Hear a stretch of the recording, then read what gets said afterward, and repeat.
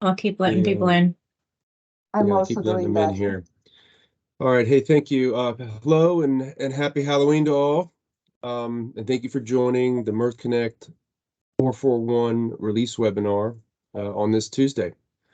We look forward to future release webinars with our growing Mirth Connect user community, and continuing our history of being a collaborative community. And we truly are better together. And we appreciate the work you all do. I'm Kevin Sigafos. I'm Director of Product Management for NextGen Healthcare. I'm joined by the Mirth Connect product and development leadership team. Today, we'll provide a brief review of the latest Mirth Connect update 441, released on October 17th. This minor release addresses the vulnerability identified in CVE 43208. The team will briefly discuss the nature of the issue and risk mitigation, followed by an open Q&A session. Session will be recorded, and we ask that you post questions in the Q&A box and remain muted until the Q&A session begins. Hey, thanks again for joining, and I'll hand off now to Alan to get us going.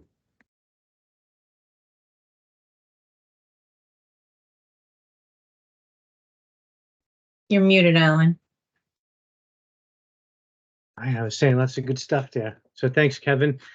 Yes, we're here to talk about the 441 patch and the issue that we were addressing in that patch. So the nature of the issue is we found that there was an unauthenticated remote command execution vulnerability that was identified in the Connect Core version 4.4 and lower. And the patch itself was specifically related to close up that vulnerability. Our recommended mitigation to this is upgrade to 4.4.1. If 4.4.1 upgrade is not an option for you at this particular moment, the mitigation is to immediately ensure that the admin API port, which we default, the Mirth Connect default is 8443, and that it's not exposed to the public internet. Now that eliminates it from a public exposure, but we lower the risk so it only impacts your private network. So that is still a risk that is present. So that was at a broad strokes, high level,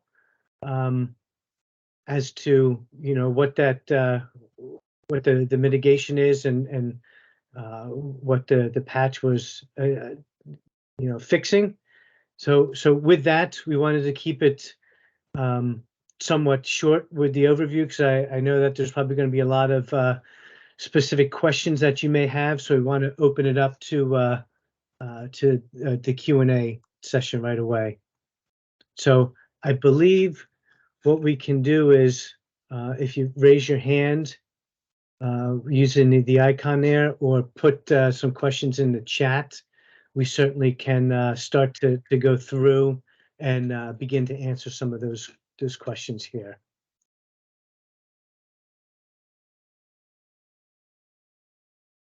So I will I'll open it up for Q&A here. If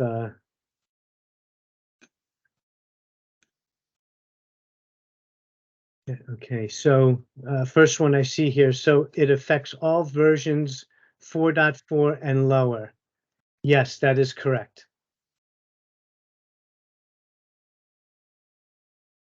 I think the ask there is the fix ported back to prior versions?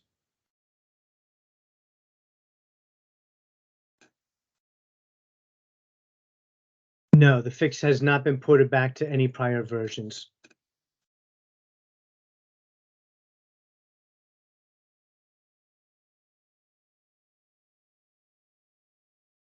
I see something here in the Q&A.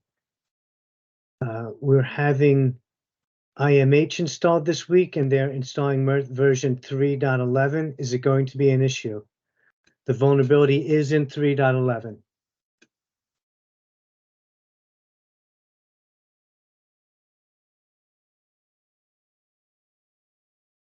We got some chatter here in chat.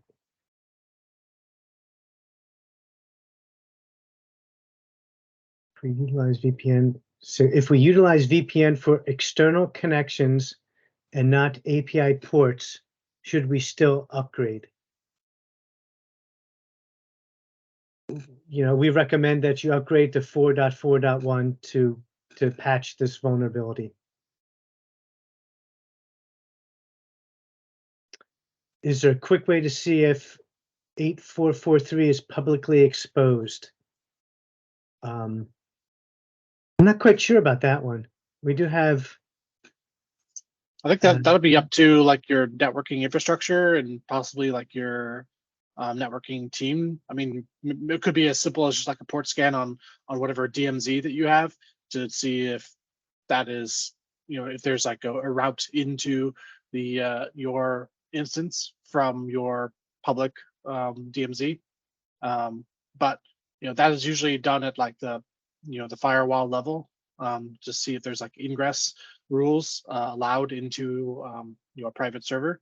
So if you have Mirth Connect on sort of like an internal server that's private and it's not being exposed publicly, at least that port in any way, then it's unlikely that it would be. But that's something that you'd want to check with networking infrastructure, firewall rules, that kind of thing to check whether that's publicly exposed. All right, thank you, Nick. Will a future fix for prior versions be created later? At this point in time, we are not doing that. Certainly, that's something that I think the engineering and product team can certainly discuss and see if there's a need for creating fixes on prior versions. You know, the best thing to do is upgrade, because this is you know, by upgrading you're getting on the latest version of you know, third-party dependency libraries, things along those lines. So I highly recommend that you know, you don't kick the can down the road too far. Are there any configuration changes required after upgrade? I believe that there are not any configuration changes after the upgrade. And I'm assuming that when you say upgrade, you're going from 4.40 to 4.4.1. Because that can be answered, I guess, in a multiple of ways depending on where you're coming from, your initial version. We have both Mirth Connect services and a full Mirth Connect appliance.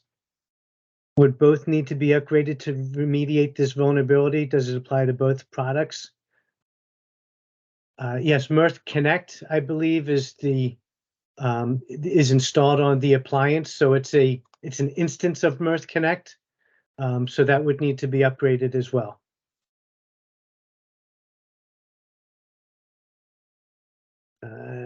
Has anyone tested IMH on the new version? I'm not quite sure what IMH is. I don't know if somebody can clarify that. Does it only impact Java 8, or does it also impact higher versions of Java? Yeah, so this impacts all versions of Java.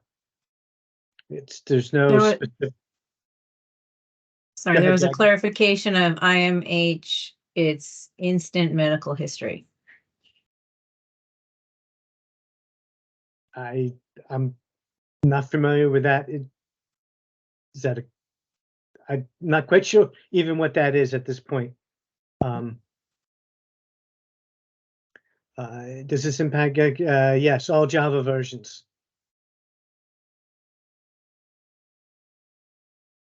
We're on Java, or we are on 3.8.1. Can we install 4 directly and upgrade our servers?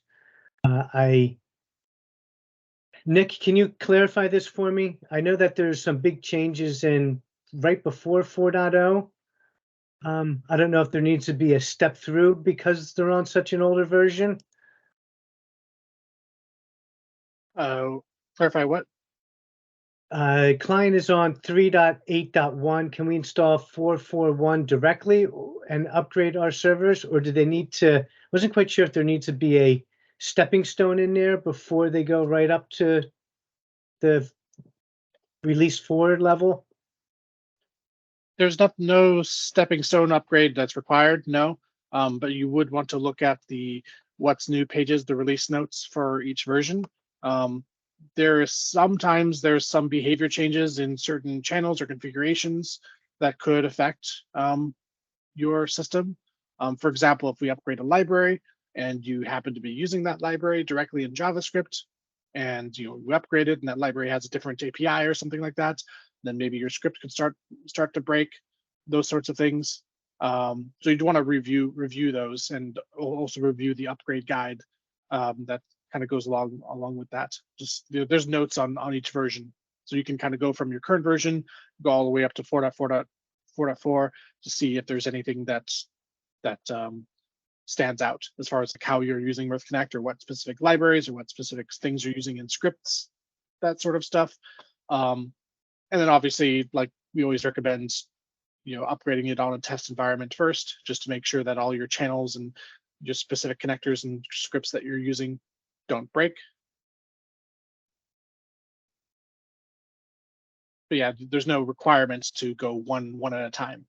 You can definitely go straight to the latest version. Yeah, thank you, Nick.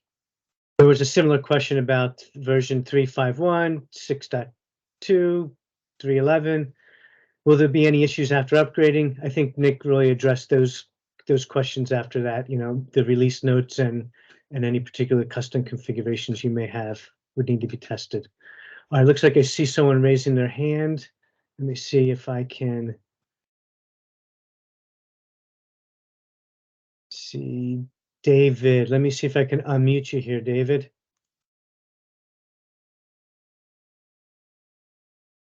All right, David, you should be able to unmute if you have a question.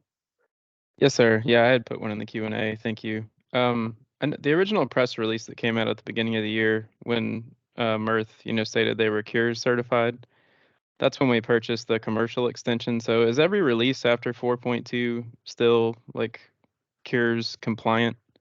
Is that just like something you have going forward, or is it version specific? I can address that if you'd like, Alan. Sure. So technically we do not we haven't recertified on every version with, because there's a process you have to go through to certify. So the one that we have certified on is we are compliant with the others, and the fact that we haven't done anything to change how we function, but we aren't technically certified on the other versions. We will be coming out with a 4.4.2 coming up. The only thing that's in 4.4.2 is a minor thing for our next Cures certification. And we will be certifying on that version as well. So that will be an officially certified version. And then we're revisiting in the next few months as to whether or not we're actually going to be getting officially certified on every version, every other version, or whatever. But the next officially certified version will be 4.4.2. That answers the question. Yep, thanks. All right, thank you, Jackie. Looks like we have another one from Max. Let me, if I can, there you go. I just. Hello, thanks. Yeah. Yep, there you go. Hey, we pushed the 4.4.1 upgrade, and some of our channels were not working, so we put in a support ticket, and we were told that we could not receive support unless we had a commercial license that was a minimum of $26,000. So is there a way for us to continue using Mirth without buying a commercial license?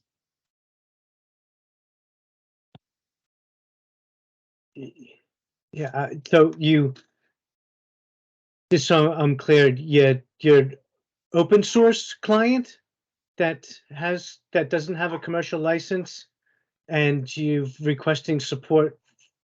Is that kind of the gist of it there? Yeah, and we've received plenty of Mirth support in the past from NextGen with tickets and whatnot, but in this latest ticket, we were told we must buy a commercial license on 4.41 to receive support. That it seems like we may need to take that one offline. I don't know if I can.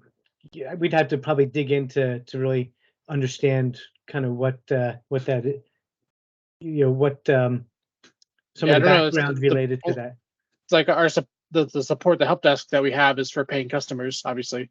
If you're saying you're not a paying customer, then I guess they shouldn't have given support in the past. I don't know what that was about, but we do have the public Slack group and the public forums as well. I'm on there, and many other very talented people are on there that can help out as well. Not sure if you already put a topic on the forum or a question on the public Slack channel, but if you haven't, go ahead and do that, and I can take a look as well. We can try to figure out what's going on. All right, thank you. Thanks, Max. All right, let me see if I can see where we left off on some of the chat here. Actually, if you raise your hand, it might be a heck of a lot easier just to answer some of those questions straight up. So feel free to raise your hand. All right, great, thank you. Let's see if we can. Chuck, thank you. Let me allow your mic here. All right, you should be unmuted there, Chuck. Or at least you might need to unmute. Okay, just could you clarify on the previous question? Of course, you must have some level of support agreement to get support, but does the version 4.4.1 require a commercial level support? No, it does No. not.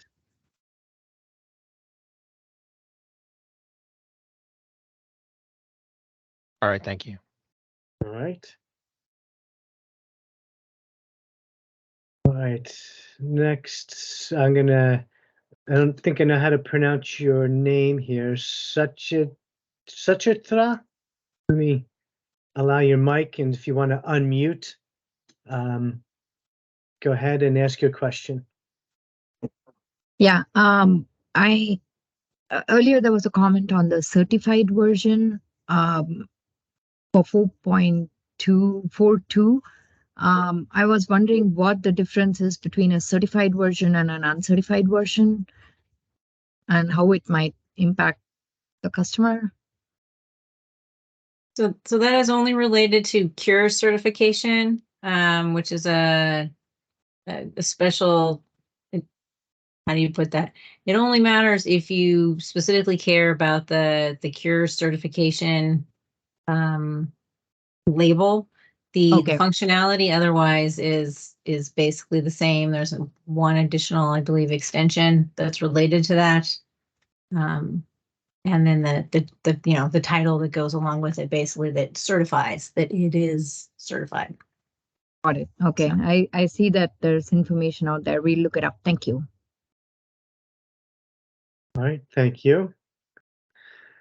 All right, Scott, you're gonna allow your a mic there, so if you want to come off mute. Thank you. Yep. I may have missed the answer. I asked it in the chat earlier, but are other HTTP or HTTPS channels that we created within Mirth, are they affected in any way by this vulnerability?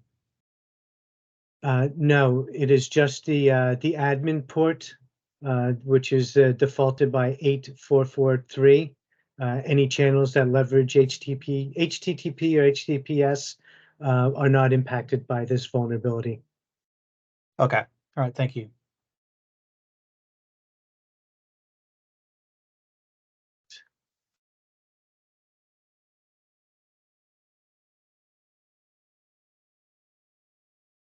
Any other questions here? If I haven't,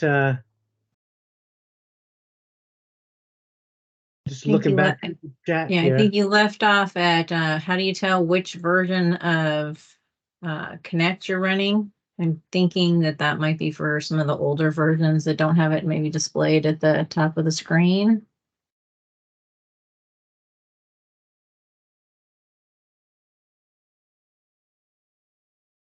So, Yeah, if I guess the version is on top of the screen in the I guess later versions.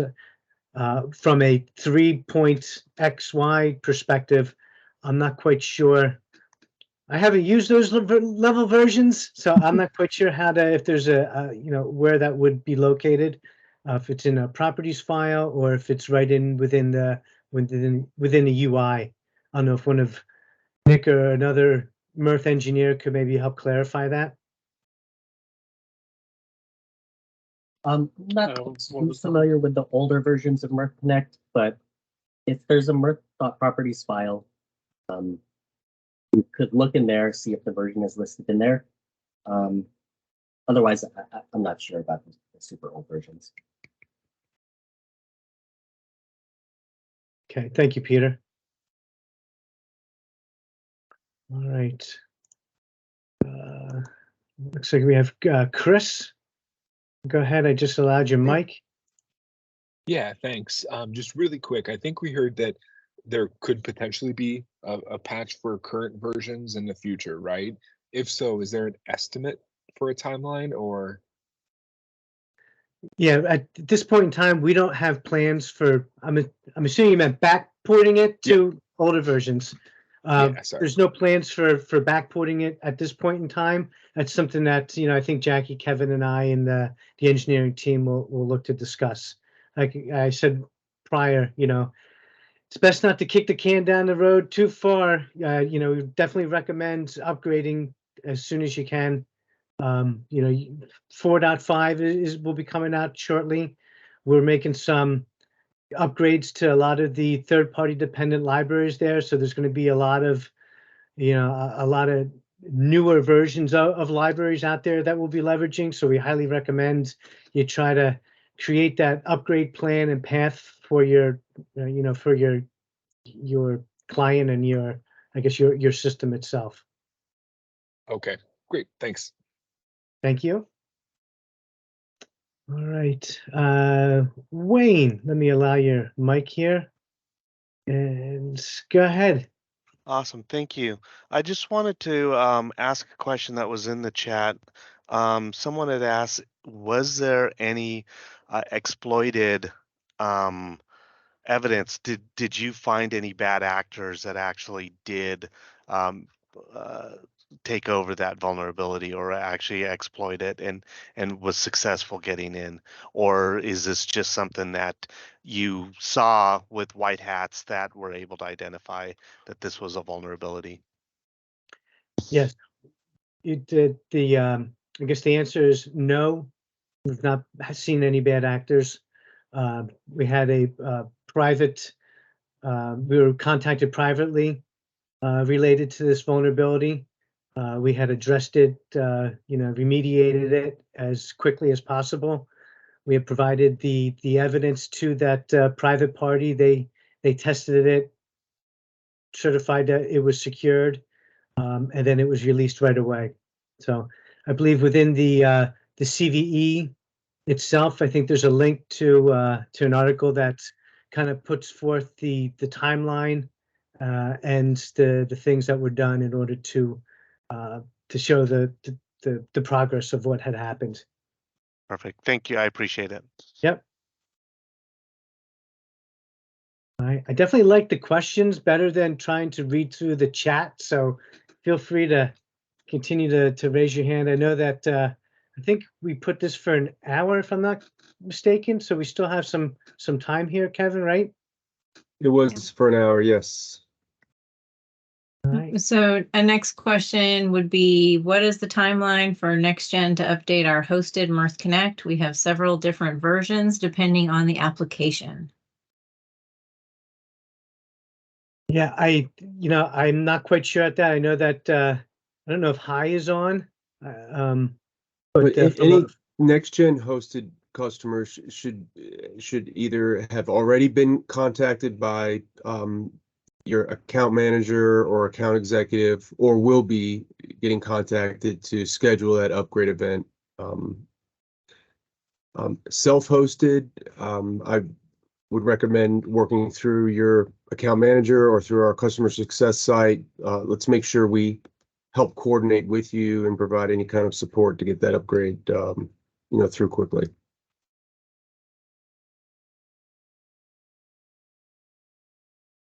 All right.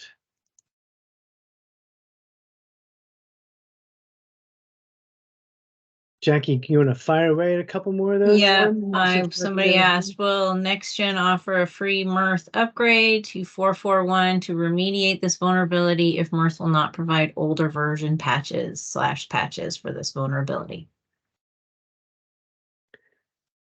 I have not seen any free lunches, so I'm not quite sure. I definitely would reach out to your account manager and, have that type of discussion with them.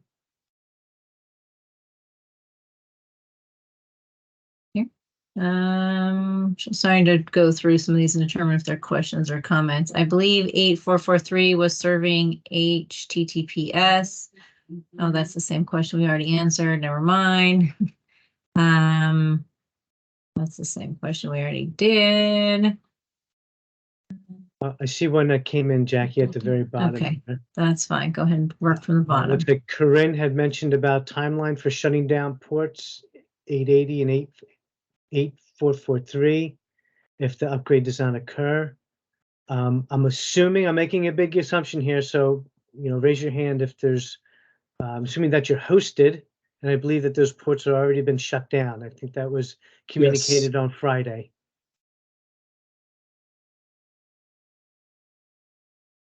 Don't see any hands for that. So are all NextGen partner companies using Mirth currently? Oh, who are using Mirth currently on the 441 patch? So are all of our partner companies already on 441? I don't know if I can answer that question. I think that's a little bit beyond my scope. Yeah. That one we already covered. Okay, this is a little different than one we already covered. For the current functioning of version 441, what version of Java is recommended to have installed? Nick, do you want to field that one? What Java version do we recommend running on if you're on 4.4.1? Yeah, so the minimum required Java is Java 8 or above. But I think the recommended one, we'd recommend either Java 11 or Java 17. Those are the so-called long-term support releases of Java. So as of 4.1, I think even as of like 4.3 or 4.4, we ironed out a few more Java 17 specific issues. So if you're on the latest 4.4.1, then Java 17 should be totally without any issues, without any extensions as well. So yeah, Java 17 would be the one that we recommend. I think in the latest version of the launcher as well, we also bundle OpenJDK 17 in that as well. So it'll launch with Java 7. It'll launch the client with Java 17 by default as well. And that can be the official Oracle JDK, or it can be any OpenJDK distribution as well. And there was a question, are there any known issues with 441 currently?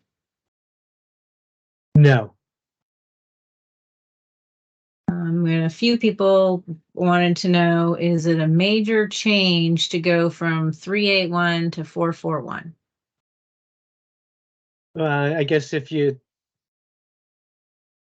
looking at the release notes, looking at how many versions you're back. So if you think, I don't even know how many 10 plus versions to upgrade. I think there was some bigger items in some of those, really between the 3 and 4 time frame, I think, from a release perspective. There's a lot in there, right? So I guess Would it be major? Depends on what you define as major, but it's probably going to be an effort to do that. So there's certainly something you're probably going to need to plan for. And depending on what type of channels do you have, right? So do you have any type of special configurations within your channels? Are you leveraging any type of custom things there? So I think there's a lot of factors that could play into that. Some may think it's major, some may not feel that it's that major and just spin up a new Mirth version of 441 and then just repoint it to your database and import your channels. So. There's a question on what are the steps we need to take if we're jumping several versions. And I'm not sure if we have anybody from, like the account management or support on who wants to help with that one, if there's anything they've experienced that can help with that question. Otherwise, I think the answer is just what Alan's already articulated.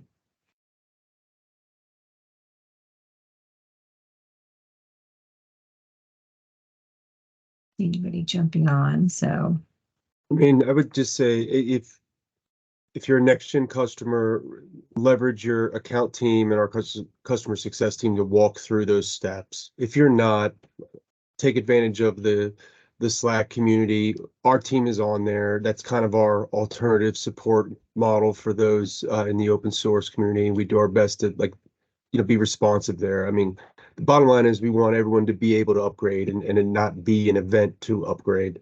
And we're continuing to work on making sure we have more predictability for you moving forward as you take point releases or major releases, so you know exactly what impact that may be.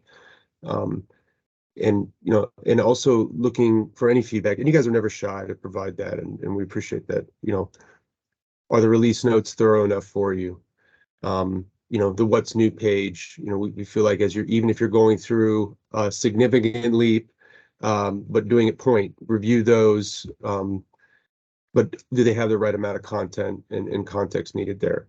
We will be starting to provide an FAQ for this release that we're going to make available. We're working through the formalities of that, and we'll make that available on the success community, maybe on Git2. And then moving forward, doing the same thing as we do other releases, right? I think the webinars is also a process we're going to keep in play. I think we like hearing your voice and your questions and giving you a forum to just sit, think, listen, and then, ask a question on the fly. I think that it's valuable for everybody. So we're going to continue that. Hopefully we have the same kind of participation, moving forward. Our next one will be with 442, likely. Smaller scope, different type of issue of release. But again, want to get this continuing feedback with this community. So I appreciate that. All right, that's not an end of the meeting, but I did want to just inject that there. We can continue looking if there's any other questions, or it looks like we may have a hand raised. All right, John, I just allowed your mic there. Take it away.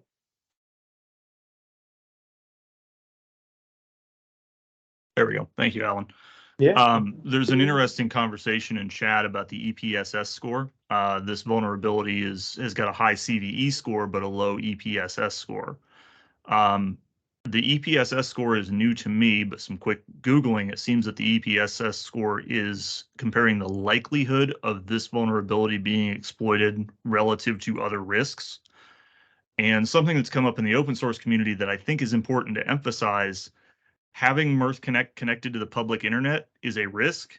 And in my 15 years working with Mirth Connect, there are an alarming number of systems using the default credentials. So for bringing this up because I feel it's important, 441 upgrade is important, but so is all of the other things that need to be done to run Mirth Connect safely and in an organized fashion. So that's something that's come up in the open source community quite a bit. And I think when folks are looking at these different scores and these different risk thresholds, understanding what the overall risks are is important, not just this single version upgrade. So just bringing up and bubbling up an interesting conversation from chat. Thanks, John. Yeah, thank you, John. Some good points there. It's more about the 1% increase each time, right? And at the end, you get your 10 to 20% increase. So it's not a silver bullet out there, but it's a combination of multiple things that really ensure that you have those different layers of security. Thanks. Good point, John. Thanks for bringing that up. All right, Ian, let me allow your mic here. Go ahead, Ian, and unmute yourself.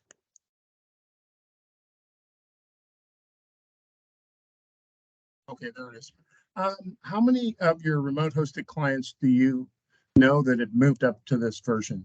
Because we were just notified about it on Friday, like you said, and we had to start connecting it via different route using OpenVPN, and we can only have one connection at a time where we'd be on multiple servers at the same time. So is there any other thing to leverage in the meantime if we don't just say we're just going to upgrade all our servers to this version? Any better, cleaner way of connecting to them than the OpenVPN? And also, how many sites do you know that have already done the upgrade? I can answer that part of it. I know as of yesterday or the day before, I think we were in the high 30s. Well, actually, that would have been as a few days ago, we were in the high 30s. I don't have numbers since then. We just get updates once a week. So I don't know what it is today. I can't answer the other question though. And the other question was related to, I guess, an alternate way. Yeah, an alternate method of connecting rather than the OpenVPN, which only allows one connection at a time. And when you're trying to look back and forth for information across servers, that becomes very tiresome. Yeah, I am not quite sure if there's an alternate way for that. Nick, I don't know if there's something on the top of your head that you might know. I'm not quite sure from a hosting perspective, if it is that single pipe that just allows you to go in, and if there's multiple ways of doing that. I mean, I'm not quite sure who can even answer that question. I don't know if it's maybe no, that would be, I don't know either. That would be a question for our hosting team. Hi, we'd have to reach out to Hi and Steve and ask them what their plans are there. Maybe it's something that they can change on their configuration side to allow more than one connection at a time. I'm not sure. I guess that's something that we'd have to take back and give an answer on later. Yeah, this was from Hi, this recommendation. So, and I see some people put in the chat that you can't have more than one, but we noticed with this setup we couldn't. So config. Okay. Yeah, it might be the config. So yeah, we can talk to Hi about that. Okay. Ian, feel free to add any Alan, Jackie, or myself or Nick to that exchange if it helps. Okay. Thanks. Okay.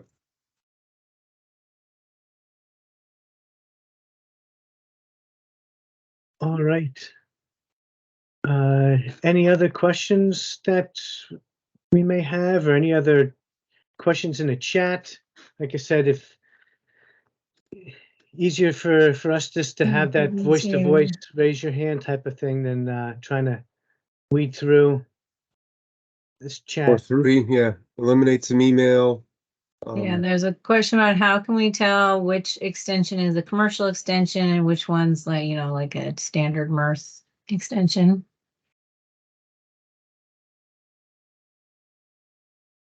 Oh, that I mean, in the administrator view, there is an extensions window, extensions view you can click on, and the extensions, it'll show like the publisher, and it'll show like Mirth Corporation, and it'll show like it'll show that, as well as if you install like your own extension or some other third-party extension, then that'll have different information in that extensions view.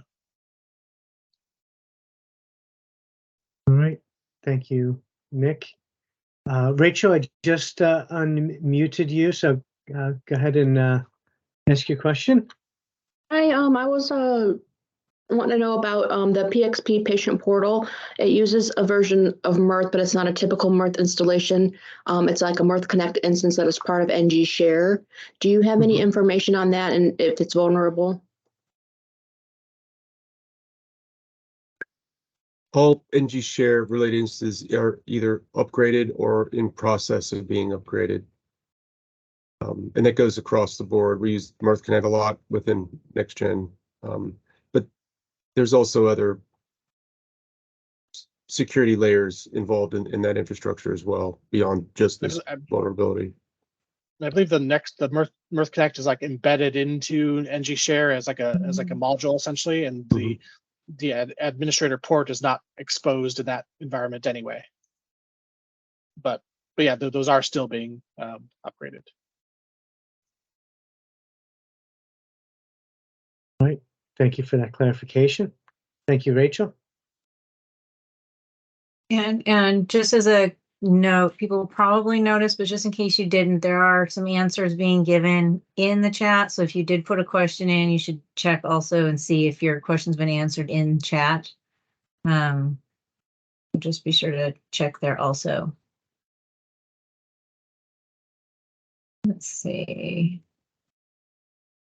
Yeah, be sure to raise your hand because we may have missed some in here because there are a lot, and I know I've missed some as well. Yeah, What is the name of the public Slack channel? Maybe we could post the, or you can access that from GitHub, right? Can we post the link to that? See if I can, I don't have that up. Maybe I can find that quick, or if someone else can find it quick. Yeah, let me see. I'll post the invite link. Thank you, Nick. That will be posted in the chat. And there's also, you know, the discussion board within GitHub that you know, a lot of questions and comments that are seen out there. There's also the vBulletins forum that we have that's, you know, can be useful to answer any questions or to find out any knowledge about if you have certain questions or issues that you may come up with configuration of your system. I'm trying to find those links as well. It looks like Jackie, Kevin, and I will probably have to go through this transcript and try to pull out some of the questions and answers too. And yeah, we'll probably, you know, need to make this available. So there was a question, how do we get access to the recorded session? I'm assuming that's this one once we're done. And that would also to me apply to how do they get access to the FAQs potentially when we're done. Are we able to just send them to everybody who joined this meeting? that is a great question, Jackie. I'll have to see how they have how Teams is configured. Hopefully I flip the right triggers and options there to allow for that. But we'll figure out something, whether it's via an email or post something out in the success community or something along those lines. Yes. Okay. Skimming through. There's nothing else popping up and nobody else has any questions here. I know we have about 15 minutes. I don't know if there's any further pressing questions that didn't get answered that you just want to raise your hand now and have that discussion, or just wait for the Q&A as we try to go through the list of questions that are out there. Let's see, do we have any other slides here, Kevin? Well, I think just again, you know, NextGen customers leverage your account and, you know, support teams. If any concerns, questions, schedule of upgrades, or just need to talk through that, call out 442 for any of those that want to be or have the need to be on a Cures certified version of Mirth Connect. 442 will be the latest. There's one a change or two we put in there in order to pass one of the, I think it was a D criteria. More to come on that, and look forward to probably doing similar webinar, totally different topic, but hope you guys all attend that. Again, upgrade assistance, if you're needing a health check with your system, it's clear from both the threads here, but also just throughout the last 10 days, there's a lot of folks on really older versions of Mirth Connect, and I think it's important in any software to get as current as you can. So we're there to help. If you need just general checking of your environment, let us know. We can help there. And then, as always, we have some, a lot of SMEs in this community, of course, and we have a nice suite of kind of super SMEs here at NextGen if you need, have particular problems you need to solve. So just some notes there. And with that, unless there's any other questions, I think we will stop recording. Again, thanks for joining. Short notice. Appreciate that. We'll try to make this a recurring thing for all releases and really allow you all to, ask the questions you need and avoid emails and chats and such. So thanks again. Alan, appreciate you. Thank you. Jackie, you too. Thanks, Nick. All right. Thanks, everybody. All right. Bye-bye. Thank you all.